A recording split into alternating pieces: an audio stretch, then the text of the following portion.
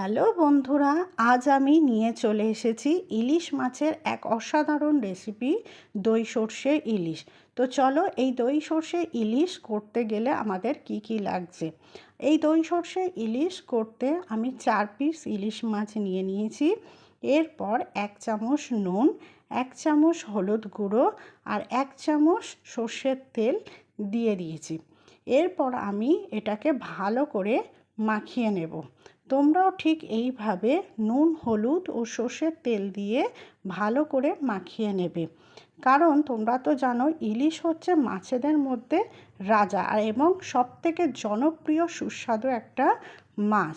তারপর আমি এটাকে কি করব দেখো, এরপর আমি একটা মিক্সারের মধ্যে কালো সর্ষে, সাদা সর্ষে, পোস্ত আর 2টো কাঁচা লঙ্কা এবং পরিমাণ মতো জল নিয়ে মিক্সারেতে ভালো করে পেস্ট করে নেব।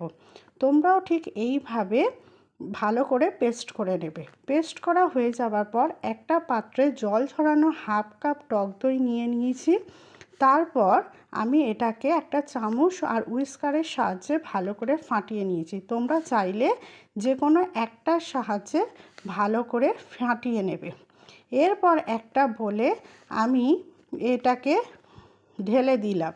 তারপর আমি স্বাদ মতো নুন, চিনি ও সর্ষের তেল দিয়ে ভালো করে এটাকে ফাটিয়ে নেব। তোমরাও ঠিক এইভাবেই ভালো করে জিনিসটাকে ফাটিয়ে নেবে। তোমরা তো জানো ইলিশ মাছ হচ্ছে বাঙালির অসাধারণ একটা সুস্বাদু খাবার। যাক, এরপর আমি চলে আসি গ্যাসের চুলার উপরে একটা কড়াইয়ের উপর এই ফাটিয়ে রাখা মিশ্রণটাকে ঢেলে দেব। ঢেলে দেওয়ার পর এক এক করে আমি মাছগুলোকে দিয়ে দেব। তোমরাও কিন্তু ঠিক এইভাবেই মাছগুলোকে দিয়ে দেবে। মাছগুলো দেওয়া হয়ে গেলে বাকি যেটুকু মিশ্রণটি ছিল সেটুকুও আমি ঢেলে দেব। দেখো কিভাবে আমি ঢেলে দিচ্ছি।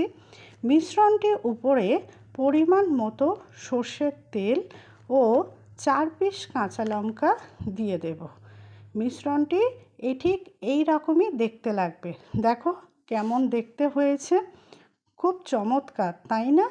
এরপর আমি এটাকে ঢাকনা দিয়ে মাঝারি আঁচে 10 মিনিট মতো রেখে দেব। তোমরাও কিন্তু এমনই করো। এইভাবে তৈরি হয়ে গেল আমাদের একটা অসাধারণ সুস্বাদু দই সর্ষে ইলিশ, যেটা আমাদের মুখে লেগে থাকবে।